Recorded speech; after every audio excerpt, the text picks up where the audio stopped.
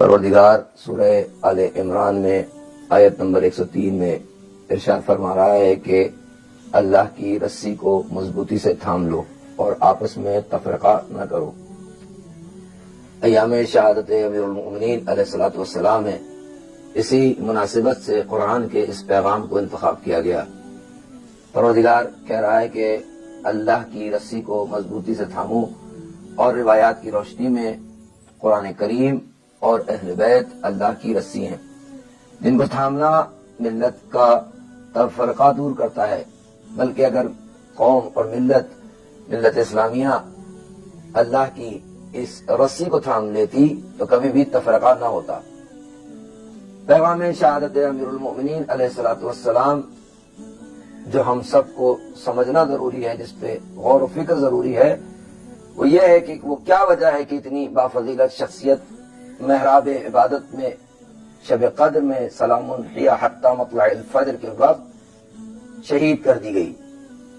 مولا کائنات کے فضائل انگنت، قرآن اس پر گواہ، اقوال رسول گرامی صلی اللہ علیہ وآلہ وسلم اس پر گواہ، اصحاب کرام کی مختلف اقوال اس پر گواہ کہ علی سی ذات فضائل کے اعتبار میں نہ پہلے آئی اور نہ کبھی آ سکے گی۔ لیکن کیا وجہ ہے کہ اس قدر بافضیلت شخصیت کو محراب عبادت میں شہید کر دیا گیا؟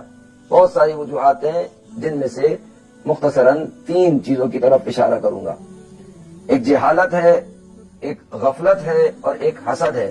یہ 3 ایسے عوامل ہیں کہ جو سبب بنے مولا کائنات کی شہادت کا۔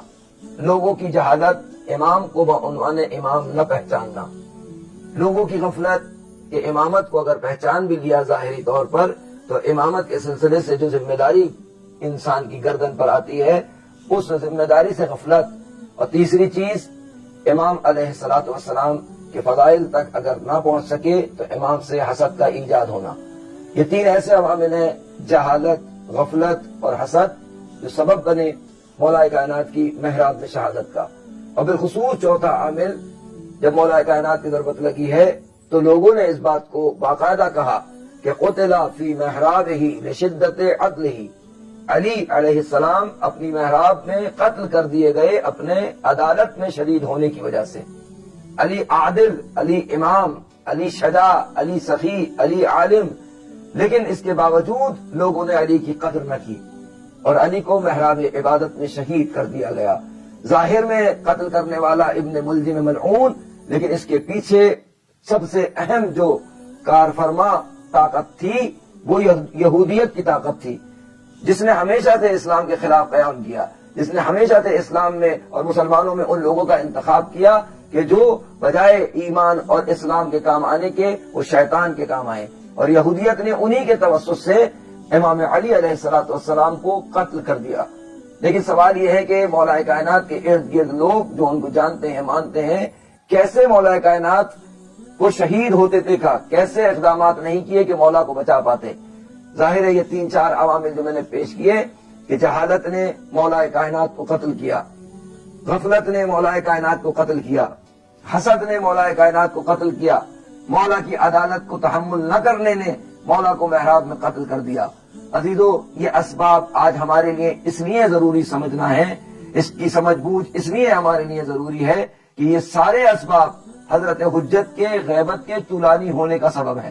آج بھی جہالت، آج بھی غفلت، آج بھی حسد اور آج بھی عدالت کو نہ تحمل کرنا امام زمانہ کی غیبت کے طولانی ہونے کا سبب ہے۔ میں آخر میں حضرت امام زمانہ عجل اللہ تعالی فرجہ شریف مراج کرام بالخصوص رہبر معظم کی خدمت میں مولا کائنات کی شہادت کی تعزیت پیش کرتا ہوں اپنی جانب سے اور تمام مومنین کی جانب سے۔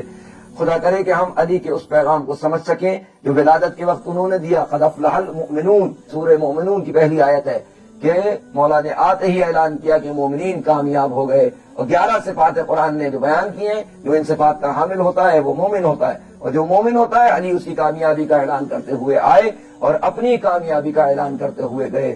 فزتو ورب الکعبہ، رب کعبہ کی قسم علی کامیاب ہو گیا۔ پروردگار سے دعا ہے کہ ہمیں دنیا اور آخرت میں علی کی ہمراہی نصیب فرما۔ اللہم عجل لولیک الفرج۔